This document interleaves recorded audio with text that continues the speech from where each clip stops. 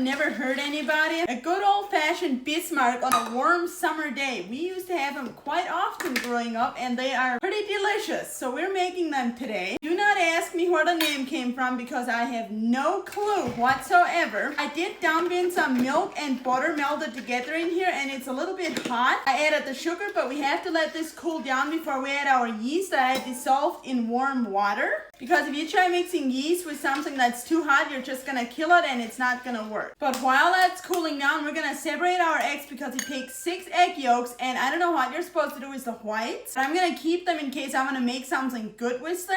I know some of you guys think you can't afford eggs, but I'm privileged enough to have a neighbor with chickens, so I just buy my eggs from him. Now, one distinct memory I have of Mom making these is she made a huge batch of them, probably double what I'm making today because I'm making a whole batch today. I don't know who's all gonna eat it, but I'm gonna eat some of them. And she was putting them out. She put them in our biggest baking pan, and then she let me put the dents in the middle, which was very special. Now this is cooling off pretty slow, so I'm gonna add a little bit of flour, maybe half of it, and stir it in so it cools off. This has cooled off quite a bit now, so we're gonna pour our egg yolks in. We don't have to worry about them curdling anymore because it's not that warm. And those egg yolks are going to make for a very creamy looking yellow dough. Now we're gonna pour our yeast and water in there. Your yeast should be pretty foamy by now, and just stir everything together. Once you have that nice and mixed together, it's time to add all the rest of our flour in there, and you might end up kneading some of it in. This is what I call a beautiful yeast dough. It is so bouncy and smooth, and it looks really creamy. I just need to cover it and let it rise one time until it's double in size. That dough is probably gonna rise pretty fast, so you wanna keep your eye on it. We're gonna punch it down. Then we're gonna flour the surface that we're gonna roll it out on. I'm just doing it on the counter. This is such a nice dough. It is so easy to handle. You just want to roll it out to a 1/2 inch thick. Once you have that dough all rolled out, you need a regular sized round cookie cutter, and we're just going to cut them out. You're going to need a greased cookie sheet or maybe 2, depending on how much you make, and you just want to put them on there and make sure you space them so they have a little bit of space to expand. After you have them rolled out and put on your sheet, this is the part where I have such a fond memory of when Mom let me take my thumb and go in the middle and just punch down, make a nice big dent in there. Now you can just take fruit filling, or you can do fruit filling and cream cheese filling, which is what I'm gonna do because I love my cream cheese with my fruit. Just take a little dollop of cream cheese filling and put it in that hole. Then we need our fruit filling. I have grape filling. If you guys want me to make a video showing you how to make this, I will. Just let me know in the comments. And we just cover that cream cheese filling with grape filling. If you're gonna do all fruit filling, you're just gonna wanna make sure that hole is just filled up with fruit filling. Now these things don't have to rise before we stick them in the oven to bake. It will not take long for these to bake. They should be just a little bit golden brown on top. We're gonna take them out and just leave them on the pan. You want to let them cool off a little bit, and while they're cooling off, we're just gonna make a simple powdered sugar glaze with a little bit of vanilla for flavoring. And I never measure my powdered sugar when I do this. I just dump some in a bowl and then add a little bit of water at a time until it has the right consistency. I have not had these since I left the Amish, so I am very anxious to taste them. This thing has not cooled down at all, but I'm gonna drizzle some glaze over it. And the more you let them cool off, the thicker the glaze will stick onto them. Let's break this thing in half and see if it turned out good.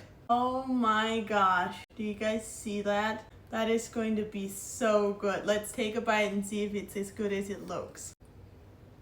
Bismarks are so delicious. That grape filling with the cream cheese in there is divine. This is so good. I'm so glad I made these. If you guys do want the recipe, it is in my Amish cookbook, and I simply put it under Bismarks because I don't know what else to call them. This is what we always called them. And that cookbook has over 220 recipes in it. It is on my website, socialsbylavina.com, which I linked on my profile, or it might be in the caption of this video, depending what platform you're on. But if you're not comfortable with doing it on a platform, you can just go to your browser app and type into the search bar socialsbylavina.com, and my website will pop up with my cookbook on there. I hope this made you guys hungry.